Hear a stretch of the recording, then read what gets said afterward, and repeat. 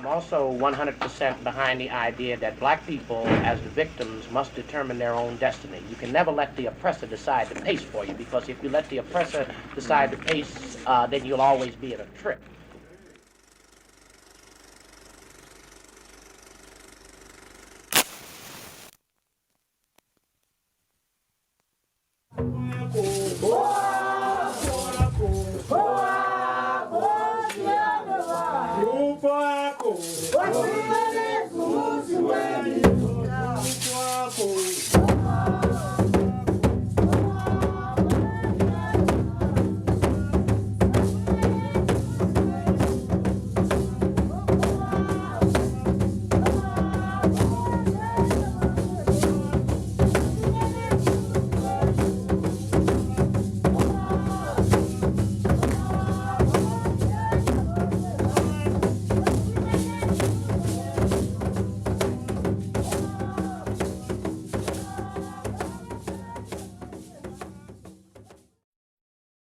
The field of psychology, when I first started in undergrad in the 60s and then in grad school in 72, just pathologized our people. And it was really because they didn't understand our cultural frame. Very individually focused. They did not understand collective identity. They interpreted our differences as deficits. And I think without a culturally relevant framework, you have those kinds of errors. Most of the research on blacks were done by whites, and overrepresentation of black children was placed in special education, that black kids were being misplaced in too large a proportion, and mostly black males were being placed in special education. It really demeaned black students. We're learning about these theories of black folks based upon this notion of cultural deprivation and cultural pathology and deficiencies of one kind or another. The literature was saying that a major problem for black children was they come from environments that are overstimulated. Too much stimulation is going on in these houses.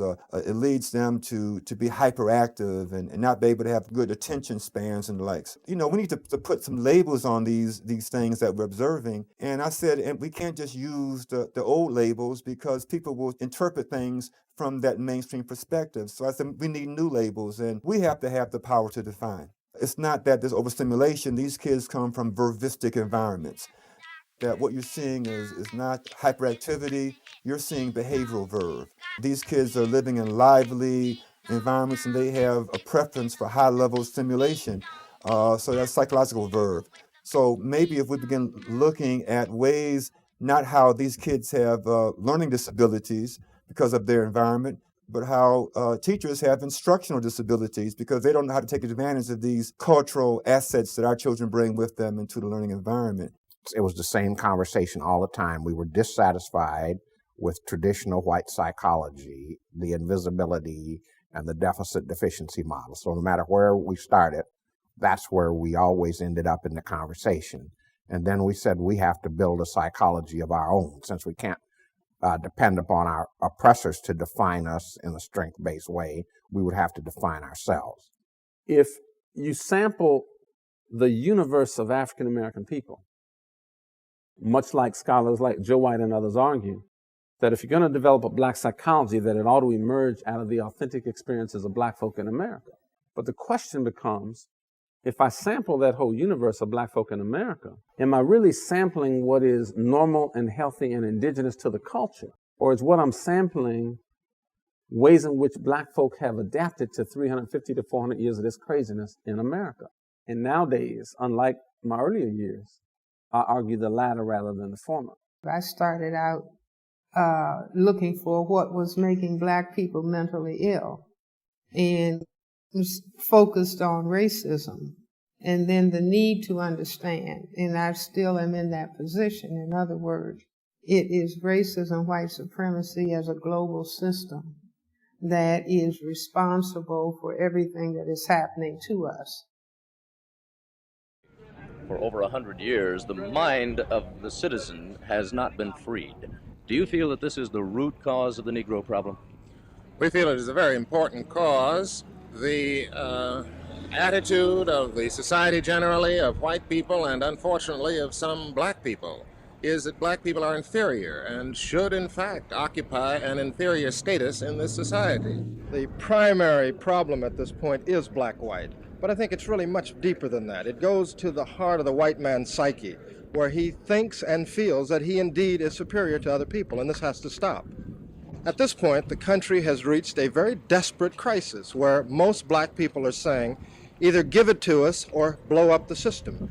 And I don't think America at this point has the luxury to sit around and decide. I think with all deliberate speed, which means right now, these grievances must be redressed. Black people must be brought in as black Americans into the American family with all the rights and privileges and all the psychological rights and privileges that accrue to them.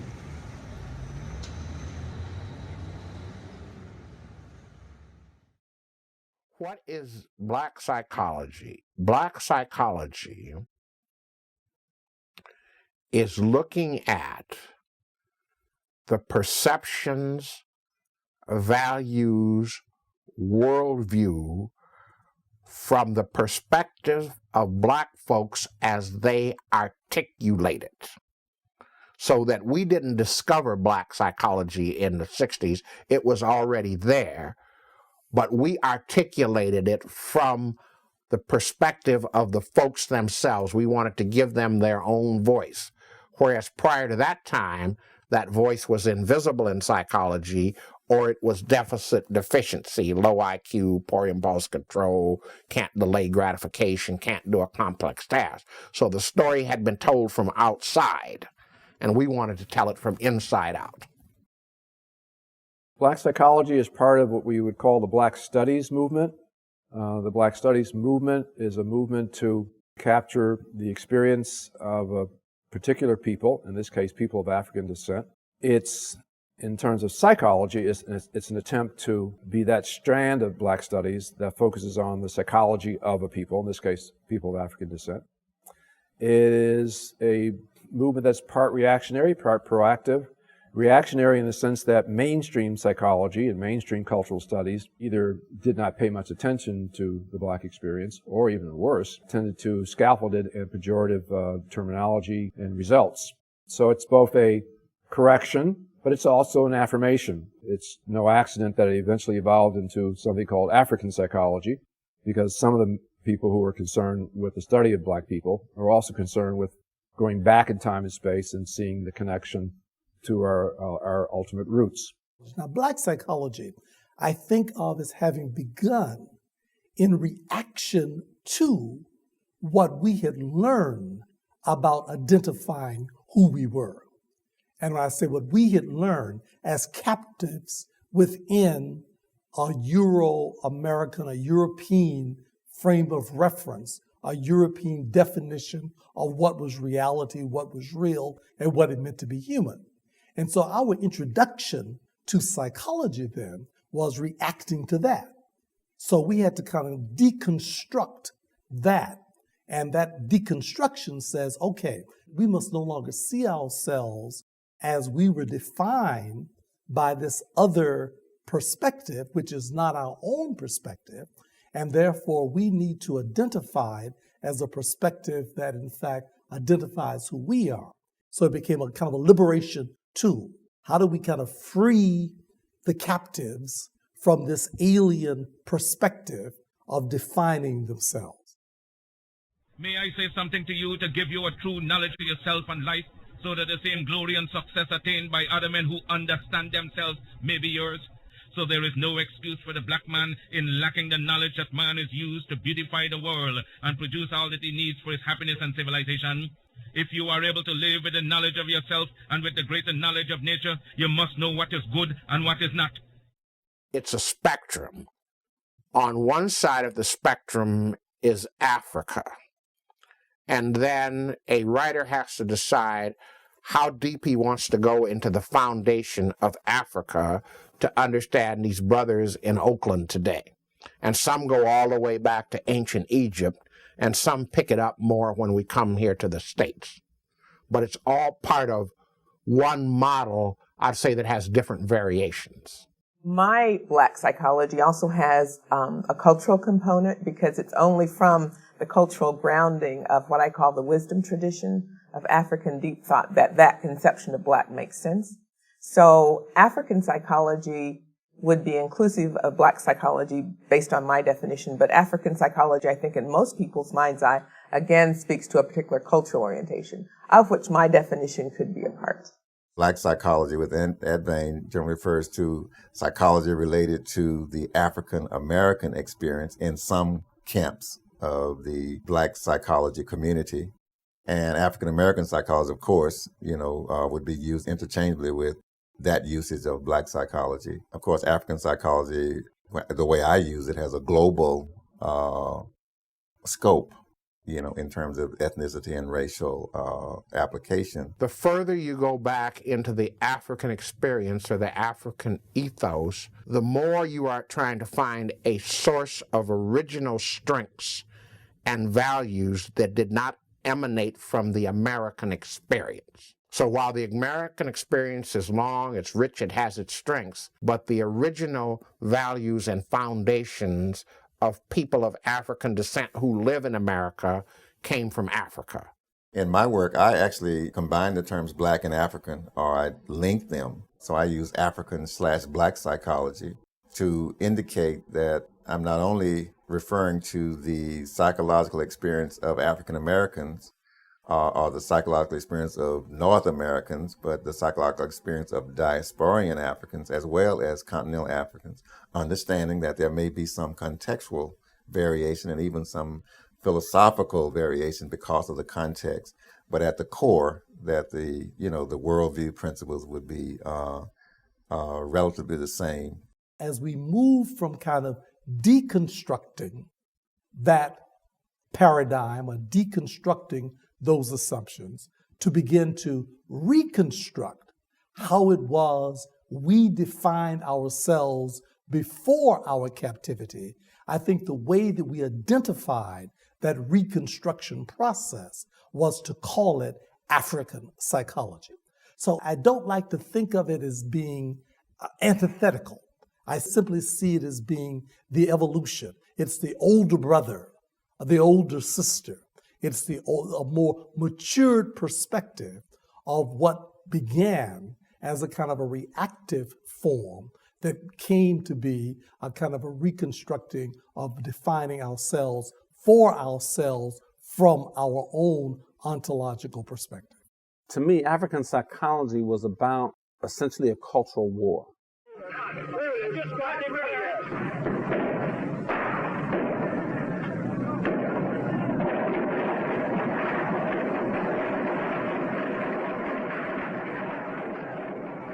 Cultural war is an ideological struggle where we are literally at war for the minds and hearts and the future of our people. And so the development of the discipline of African psychology really became a cultural war of ideology. It became a cultural war of self-determination, where we as African psychologists determined to chart our own future rather than just following the footsteps of our colleagues in European American psychology. It was a cultural war of values, and that were the values that are central to African psychology going to read the footsteps that we followed, as opposed to embracing someone else's cultural ideology in European and Western psychology. And it was also a war of cultural relevance. African psychology was fundamentally about cultural relevance and whether or not we could develop a psychology that was relevant to the people. And that to me is what was important.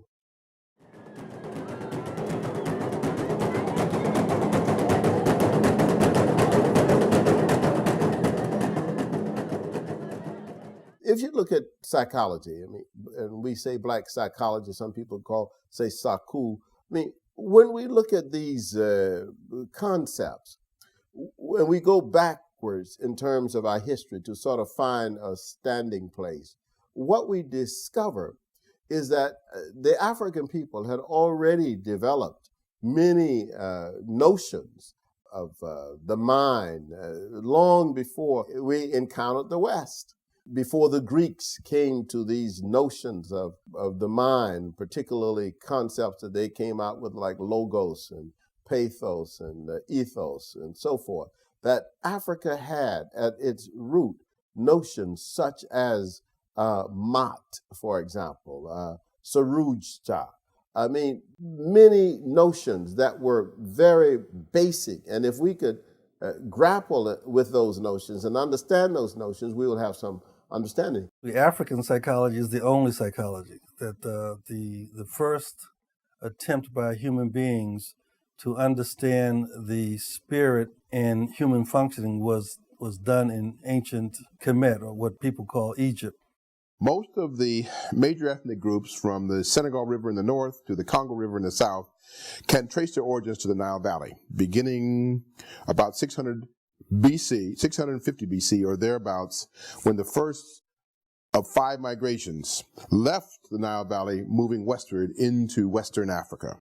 So that when you look at ethnic groups that we are familiar with, whether it be the Wolof and the Lebu of Senegal, whether it be the Akan of Ghana, whether it be the Ewe of Togo or the Fon of Benin or the Yoruba of Nigeria, all of them and others can trace their origins back to the Nile Valley.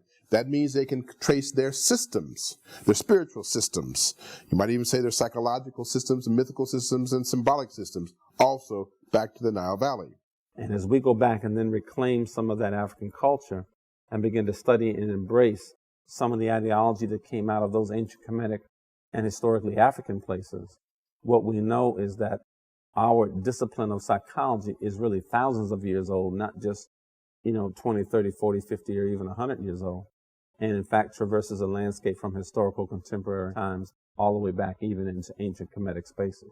Way later on, some several thousand years later, Europeans began to talk about a psychology, and which really was an armchair philosophy that later on became, with Wundt, became based on laboratory, and it became, quote, scientific psychology. But all that is very recent. The original psychology was in ancient Egypt or ancient Kemet by black people. It was also the ancient Kemetic Egyptians, those indigenous peoples of Africa, who came down the Nile and created that civilization. They also not only knew about the unconscious mind, they also knew about the superconscious mind, the mind that is above the unconscious mind and subsumes the conscious mind. And they mapped it out in exquisite detail. If you look at the clinical work and also the scholarship of both Freud and Jung, they mention this in different ways. Jung investigates the concept of what he called the collective unconscious, where everything in the spiritual life of human beings takes place, and it fuels everything that happens in the conscious world. And it connects to all of what he called the mythical and symbolic constructs that human beings have created over the millennia, so that all religion, all symbolism, all mythology, all derives from the actions of the collective unconscious. So that's the reason why Jung, and to a lesser extent Freud, were fascinated by the psychomythic systems of traditional and tribal peoples. And if you look at both of those and what they're talking about and their own statements about it, it brings you inevitably back to the ancient Kemetic Egyptians who studied the unconscious and called it by name. To the extent that you're talking about a black psychology based on systems, cosmological systems, world systems that are in West Africa, ultimately these are ancient Kemetic systems once removed.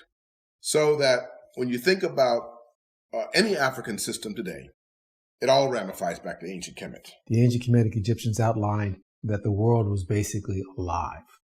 Each individual consciousness was part of a much larger web, and that this web continued to transform itself.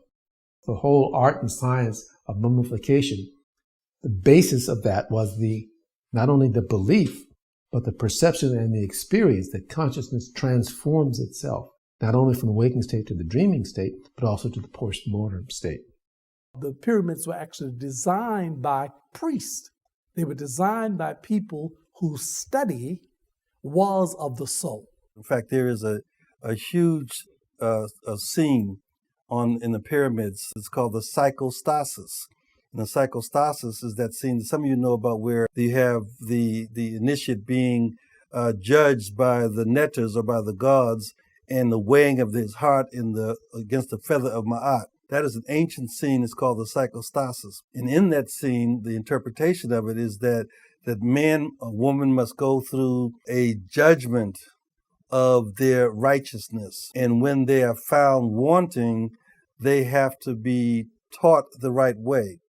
And the right way is what we call therapy. I have made the argument that scene was called the saku. And the saku is really the word that was bastardized by the Greeks to become the psyche. And the psyche becomes a study of the spirit or psychology, but it really was saku, which was the illumination of the spirit. And in illuminating the human spirit, one was able to understand the transitions and the transformations of humanity. And so in African psychology, what we have tried to do is go back across space and time. Space meaning what is central to North Africa, Central, South, West, and East Africa. Across time, meaning what is consistent in ancient Kemetic, historically African, and contemporary African American spaces that allow us as Black psychologists to go back and reclaim some of those traditions and customs and worldviews that are part and parcel of our own cultural tradition. And that, to me, is where African psychology has evolved and what it represents today as a series of constructs and principles that are more consistent with an African-centered ideology.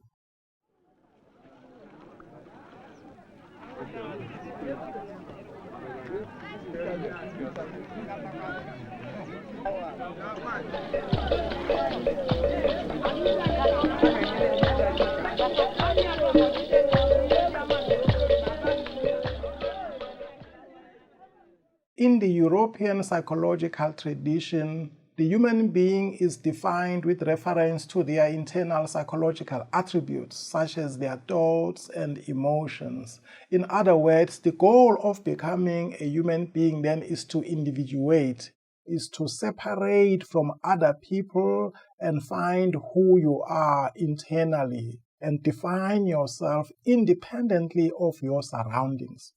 Now, this differs markedly from an indigenous African psychological perspective, whereby the goal of becoming a human being is to find connections. The goal of becoming a human being is to respond to the energies that are always surrounding you, the vibrations that are out there are an indication that we are all connected to other people. African psychology is basically a perspective that looks at human beings within the context of how Africans understood the human experience. I would define African psychology as a system of knowledge encompassing constructs, concepts, paradigms, models, systems of practice, procedures for conduct, etc., a way of knowing the world in reality from the perspective or the vantage point or grounded in African American culture reality and African culture reality. African psychology is a way of thinking that is centered in an African worldview. It's essentially the dynamic manifestation of unifying African principles, values, and traditions. Because African psychology says that what makes you a human being is much more than what is proposed in the biopsychosocial model of Western thought. African psychology begins to build on some of the basic assumptions about the nature of life, the nature of the human being, that is, in fact, indigenous to African people categorically. So when we think about African-centered psychology, it has certain principles. For example, it recognizes that spirit permeates everything. The notion that everything in the universe is interconnected. The idea that the value of the collective is much more important than the individual. It is not, I think, therefore I am. It is, I am because we are. And we talk about African psychology, but we are talking about it from not within the system, but out from the outside the system and looking at it. So when you start examining not merely the historical framework of ancient African history, but their mythological, spiritual, and symbolic framework. You see that they established those parameters in a way that impacted the rest of the world from then on.